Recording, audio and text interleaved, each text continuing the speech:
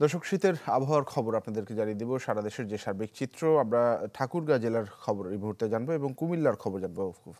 ফাতেমা ছোগড়া যুক্ত হয়েছেন ঠাকুরগাঁ থেকে এবং কুমিল্লা থেকে জাহিদুর রহমান। শুরুতে ফাতেমা, আপনার কাছে জানতে চাইব ঠাকুরগাঁতে শীতের পরিস্থিতি আজকের কেমন দেখছেন? হ্যাঁ, তানভীর, আপনি নিশ্চয়ই আমার পিছনটা দেখলেই বুঝতে পারছেন যে ঘন কুয়াশায় কিন্তু কিছুই দেখা যাচ্ছে না। রাস্তাঘাট কোনো কিছুই কিন্তু চোখে পড়ছে না। সড়কে হেডলাইট জ্বালিয়ে যান চলাচল করছে।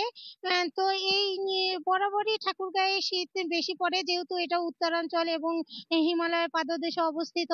এই ঠাকুরগাঁয়ে আজ তাপমাত্রা রেকর্ড করা হয়েছে 11 ডিগ্রি সেলসিয়াস। ঠাকুরগাঁয়ে কিন্তু কোনো আবহাওয়া অফিস নেই, এটা রংপুরের আবহাওয়া অফিসের তথ্য মতে। আর ঠাকুরগাঁয়ে আমি যদি বলি যে এখন হিম বাতাসটা নেই, তবে বৃষ্টির ফোঁটার মতো কিন্তু কুয়াশার পানি পড়ছে। ঠান্ডার তীব্রতাটা কিন্তু কমেনি। সকালবেলা 12টা-1টার দিকে রোদ ওঠে, তবে সেই রোদ কিন্তু শুধুই আলো ছড়ায়, কোনো তাপ বা সেই রোদের কিন্তু কোনো তেজ নেই। তো এই দুর্যোগ এবং এই ঠান্ডায় কিন্তু শিশু এবং বৃদ্ধরা বরাবরই কিন্তু বিপাকে পড়ে এবং শীতজনিত রোগে আক্রান্ত হয়ে ঠাকুরগাঁও জেনারেল হাসপাতালে ভর্তি আছে 132 জন। এর মধ্যে ডায়রিয়ায় আক্রান্ত হয়ে ভর্তি আছে 52 জনের মতো এবং নিউমোনিয়ায় আক্রান্ত হয়ে ভর্তি আছে 69 জন। তো এই শীত যেমন প্রতিটি নিম্ন আয়ের খেটে খাওয়া মানুষের জন্য একটা দুর্যোগ। এখন কিন্তু এই ঘন কুয়াশার কারণে মানুষজন বেশি বাসা থেকে বের হচ্ছে না। ফলে নিম্ন আয়ের মানুষদেরও বিপাকে পড়তে হচ্ছে। কৃষি ক্ষেতে কিন্তু শ্রমিক পাওয়া খুব কঠিন হয়ে দাঁড়িয়েছে এবং আলুর উৎপাদন খরচও বৃদ্ধি পেয়েছে কুয়াশায় নানা রোগ ব্যাধির কারণে। তানভীর।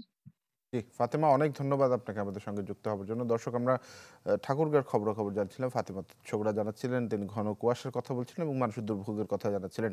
কুমিল্লা থেকে আমার সঙ্গে যে রয়েছেন জাহিদুর রহমান। জাহিদ, আপনি শুনছিলেন ঘন কুয়াশার পরিস্থিতির খবর জানাচ্ছিলেন।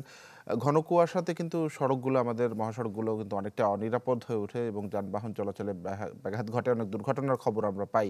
সব মিলে সার্বিক পরিস্থিতি কেমন কুমিল্লার? কাবেল বাংলাদেশের একমাত্র ইউএল এবং ভিডি সার্টিফাইড কেবল, যা এ গ্রেড এলএমই রেজিস্ট্রেশন।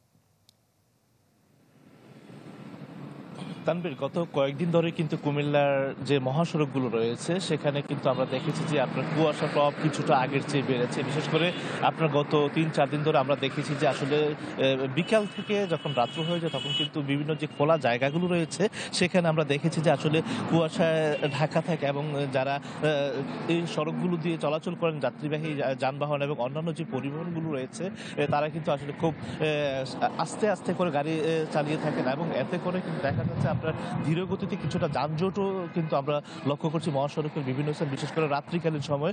এছাড়া আপনার বিশেষ করে আপনার যেসব নির্জন এলাকা সেখানেও কিন্তু ডাকাতির প্রবণতা রয়েছে এবং আমরা দেখেছি গত কয়েকদিন আগেও কিন্তু মহাসড়কের ইলিয়টগঞ্জ থেকে মাদেয়া যে এলাকা সেখানেও কিন্তু আসলে বিভিন্ন গাড়িতে রড মেরে যে ডাকাতি সেটারও প্রবণতা বেড়েছে এবং এক্ষেত্রে কিন্তু আমরা হাইওয়ে পুলিশ যিনি দায়িত্বে রয়েছেন এখানকার পুলিশ সুপার, তার সাথে কথা বলেছিলাম।